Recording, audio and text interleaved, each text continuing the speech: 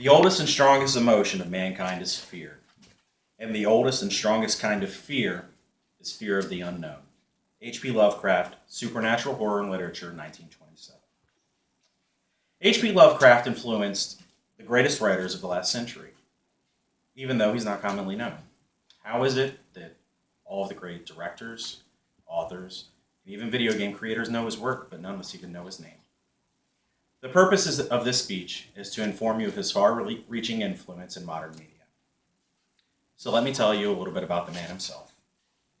He was a sci-fi writer of the 20s, and while his contemporaries focused mainly on monster stories, he drew his inspiration from space, technology, and science.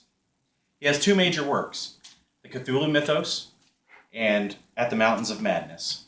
The Cthulhu Mythos is a story about an ancient being who lives under the ocean. He was called the Great Old One. He's a slumbering god, and he has the head of a cephalopod. To look at Cthulhu brings madness. The second major work he has is At the Mountains of Madness, which is a story about a scientific research team that go into the Antarctic and find ancient ruins. Eventually they stumble across alien bodies that come to life and wreak havoc. And if that story sounds familiar, it's because every great sci-fi and horror film of the last 40 years has stolen that premise from him. Both of those works cover major themes of his, one being madness, the second one being cosmic horror. So let's talk a little bit about what are Lovecraftian themes. The first is dread and despair. His protagonists typically become overwhelmed by a feeling of impending doom. The second and third are ignorance and cosmic horror. Typically, the protagonists are unaware of what they're about to unleash, and it's always ancient and always from deep space. Third and fourth, cosmic insignificance and unanswered questions. Eventually, the protagonists start to understand that in the grand scheme of the universe, humanity doesn't matter. It's not that dissimilar from me stepping on an ant. I didn't even know it was there, and there was no evil intent. And typically, Lovecraft leaves you with so many unanswered questions that you feel the same uncomfort that the protagonist felt throughout the story. Finally, there's madness. All of the preceding things lead to madness. As the protagonist understands that humanity is just fleeting and all of his actions are inconsequential, it drives them to madness. Now that you understand some of his major themes, let's talk about the major areas that he's influenced. First would be authors. Without a doubt, Stephen King is the most prolific and lauded author of our day. But we can see by looking at his work that Lovecraft's fingerprints are all over his work. Some shining examples are The Shining, The Stand, and The Mist, of course. According to Stephen King, Lovecraft opened the way for me, as he had done for others before me. It is his shadow so long and so gaunt, and his eyes so dark and puritanical, which overlie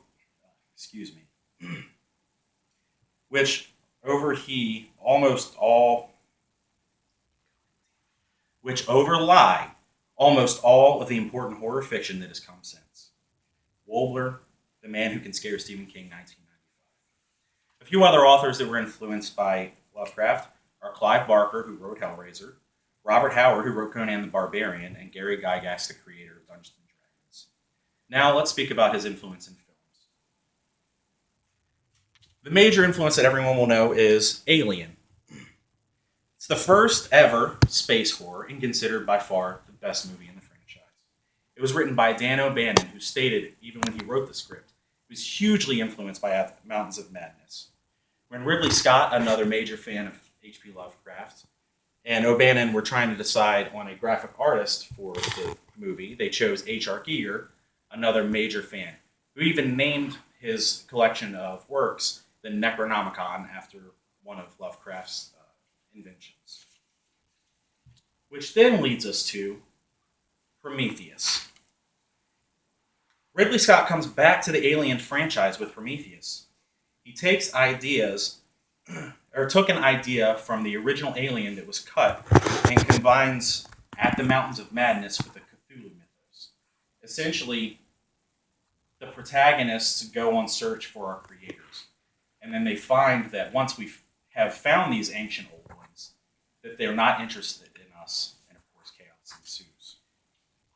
Some other films that are influenced by Lovecraft: the Evil Dead franchise, The Thing, Ghosts of Mars, Event Horizon, The Mist, and of course The Shining. Finally, let's discuss his influence on video games. A small sample of some of the franchises that he has touched are Alone in the Dark, Alan Wake, Amnesia, Bloodborne, Destiny, Silent Hill, Dead Space, and finally Mass Effect.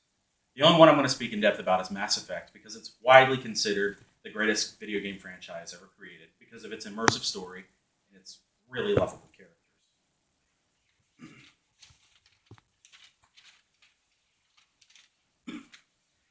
In the first Mass Effect, we're introduced to an apocalyptic threat to the galaxy called the Reapers. The Reapers are called the Old Machines. They sleep in deep space and resemble Cthulhu. By the second game, our protagonist, Shepard, starts to feel isolated. He's carrying the weight of the knowledge that this doom is coming to the galaxy, and no one will believe him. Isolation and the questioning of one's sanity are hallmarks of Lovecraft's work. The final game, however, is the biggest nod to H.P. Lovecraft. Through a game where 5 actual years of your time you've made decisions, you've sacrificed characters and companions, you've made hard choices whether or not to even commit genocide to save the galaxy. At the end of the game, you make one final choice: symbiosis, the destruction of all synthetic life, or the destruction of all organic life. After some deliberation, you make your final choice, and then the ending is generic. It gives you no answer. You have no idea whether you made the right choice or not. You don't even know what happened to your companions. The fan base for this game railed against it. They hated the ending. This makes it the true hallmark of a Lovecraftian tale. That through all of the hard decisions, all of the loss of characters, through 5 years, your final decision makes no difference. It was all insignificant.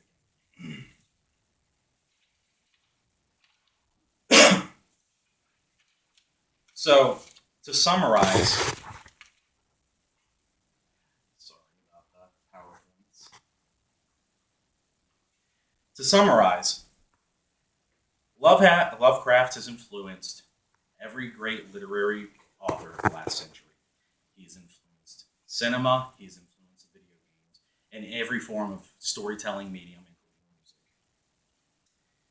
music. And yet, we don't know his name.